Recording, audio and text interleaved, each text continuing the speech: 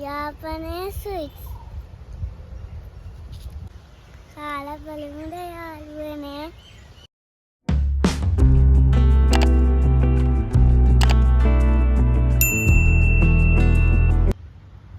සුබ දවසක් වේවා ඔයගොල්ලෝ හැමෝටම. ඉතින් කාලෙකින් මගේ YouTube channel එකකින් ඔයගොල්ලන්ට long video එකක් ගේන්න මම අදහස් කරා. මගේ මීට කලින් දාපු වීඩියෝ බලපු යාළුවෝ දන්නවා මම දැන් ඉන්නේ යාපනයේ කියලා. දැන් ඉතින් මම අද අදහස් කරා යාපනයේටම ආවෙන්න එක රස කැවිලි කීපයක් ගැන වීඩියෝ එකක් ඔයගොල්ලන්ට අරගෙන එන්න. ඉතින් මම හිතන්නේ මගේ යාළුවෝ ගොඩක් අය මීට කලින් මේ රස කැවිලි කාලා නැති ඇති. ඉතින් අපි මේ රස කැවිලි එකින් එක අද ටේස්ට් කරලා බලමු. දෙකටම මගේ වීඩියෝ එක හැදින්න. සිකුරාදා හවස ඩියුටි ඕෆ් වෙලා අපේ ගෙවල් බලා යන අතරතුරේදී අපි අනිවාර්යයෙන්ම අපේ බස් රථේ නතර කරන තැනක් තමයි මේ මුරුක්කණ්ඩි කියලා කියන්නේ. යාපනයේ දෙසට යන හින්දු බැතිමතුණු යාපනයේ පසුකර නුවර දෙසට යන හින්දු බැතිමතුණු අනිවාර්යයෙන්ම තමන්ගේ එරිය නතර කරන තැනක් තමයි මේ මුරුක්කණ්ඩි පුල්ලයාර කෝවිල. ඒ නිසාම මේ පුල්ලයාර කෝවිල අසල ප්‍රදේශයේ නිතරම ජනාකීර්ණයි.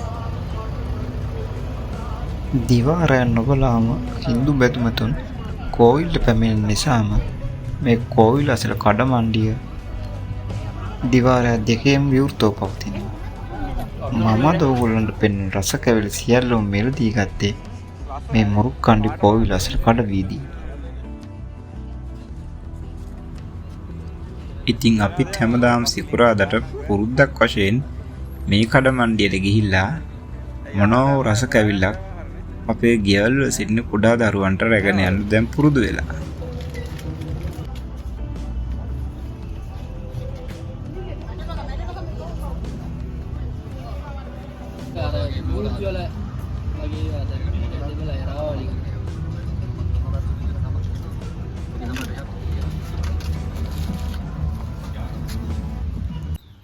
ඉතින් එහෙනම් යාළුවනේ වීඩියෝ එක ස්කිප් නොකර දිගටම බලන්න.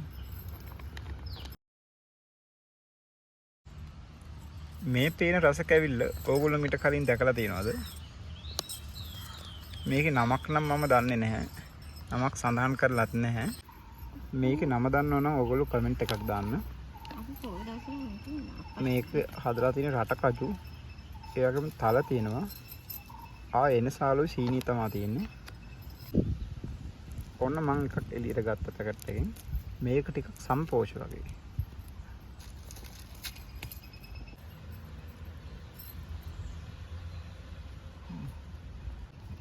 දැන් අපි මේ රස කැවිල්ල ටේස්ට් කරලා බලමු. හරිම මිහිරි සුවඳක් තියෙන්නේ. ඕගොල්ලන්ට පේනවනේ මේක මම කලිනුත් පෙන්නුවා. මේක නිකන් සමපෝෂ වගේ. පොඩ්ඩක් කාලා බලමු.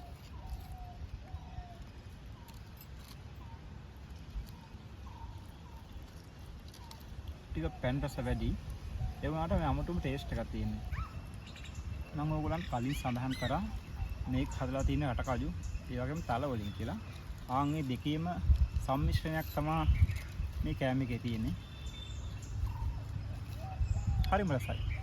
මම හිතන්නේ ඕගොල්ලෝ යාපනයේ පැත්තේ આવොත් මේ කෑම එක try කරලා බලන්න. හැබැයි මම මේක නම නම් දන්නේ නැහැ. ඒක තමයි තියෙන ගැටලුව. මෙන්න මේ විදිහට තමයි ඒක මේ පැක් කරලා එන්නේ. අපි කලින් ස්වීට්ස් දෙයක් කාපු නිසා දැන් ටිකක් සැර කෑමක් try කරලා බලමු කියලා තමයි මම බලන්නේ. ඕගොල්ලන්ට පේනවනේ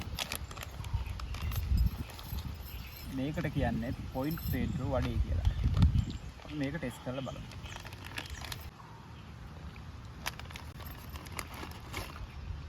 මේක නිකන් පපඩම් වගේ. හරිම ක්‍රන්චි ගතියක් මේ පොයින්ට් පේඩ්‍රෝ වඩේ එකේ තියෙන්නේ. මේකත් මම හිතන්නේ යාපනයේටම අනන්‍ය වෙච්ච කෑමක්.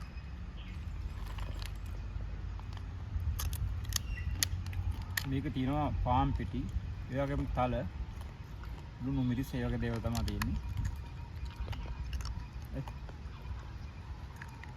මේක මම හිතන්නේ රස කෑමක් ඒ වගේම බයිට් එකකට හොඳයි.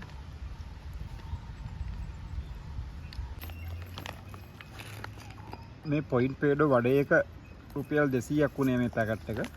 මේ මම පෙන්නපු කෑම ඔක්කොගෙම තියෙන විශේෂ දෙයක් තමයි මේවා මිලෙන් අඩුයි. ඒ කියන්නේ රුපියල් 500ට අඩුවෙන් මේ රස කැවිලි හැම දෙයක්ම අපිට මිලදී ගැනීමේ හැකියාවක් තියෙනවා.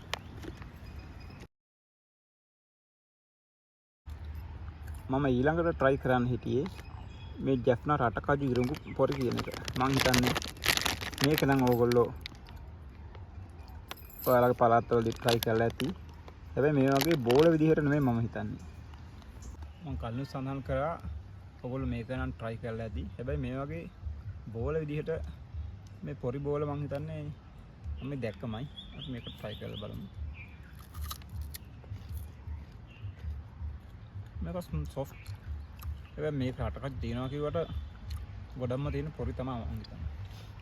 ඉතින් ඔයගොල්ලෝ යාපනයේ පැත්තේ ආවොත් පැන්ඩස කෑමක් විදිහට මේ රටකජු ඉරුඟු බෝලත් try කරලා බලන්න කියලා මම ඔයගොල්ලෝ ඉල්ලන්නේ.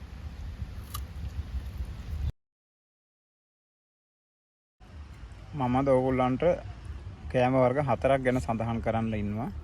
අපි අන්තිමට කතා කරන්නේ මෙන්න මේ තියෙන කුකී එක ගැන.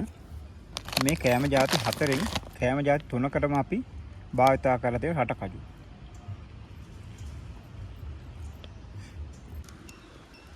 මේ තියෙන රටකජු කුකීස් එක අපි මේකත් try කරලා බලමු. ඔයන් අපේ බබා. තේරෙනව නේද? මේ කියන රටකජු කුකීස් එක අපි ඒක මුලින්ම අපි බබාට දෙමු. ටෙස්ට් කරලා බලගෙන රසයිද කියලා. හොඳයි. මේ රටකජු කුකීස් එකේ පීනට්ස් තියෙනවා. ඒ වගේම පාම් පිටි මාගරින් සාමාන්‍ය බිස්කට් එකක් හදන්න තියෙන ජාති තියෙනවා. විශේෂයෙන් දාලා තියෙන රටකජු. මම හිතන්නේ ඒක තමයි විශේෂත්වය. අපි පොඩ්ඩක් මේක ටේස්ට් කරලා බලමු.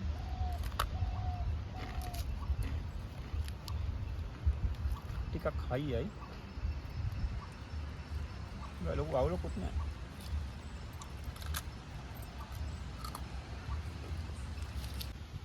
දකුණේ ආහාර සංස්කෘතියත් එක්ක ගන්නකොට යාපනය කියන්නේ ආහාර සංස්කෘතිය අතින් දකුණේ අපට වඩා හාත්පසින්ම වෙනස් ආහාර සංස්කෘතියක් තියෙන ප්‍රදේශයක්.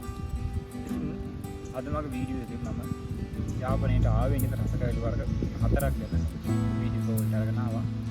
යාපනයේ තව රස කැවිලි වගේම කෑම යටි සෑහෙන අපි එකින් එක ඒ පිළිබඳව විමසා බලමු.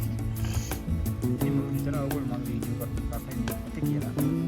එහෙනම් අපි නැවතත් අලුත් වීඩියෝ එහෙනම් සුබ දවසක්. එහෙනම් මගේ channel එක subscribe කරමු නැත්නම් කියනවා නම් channel එක subscribe කරලා ආදරේ කියලා.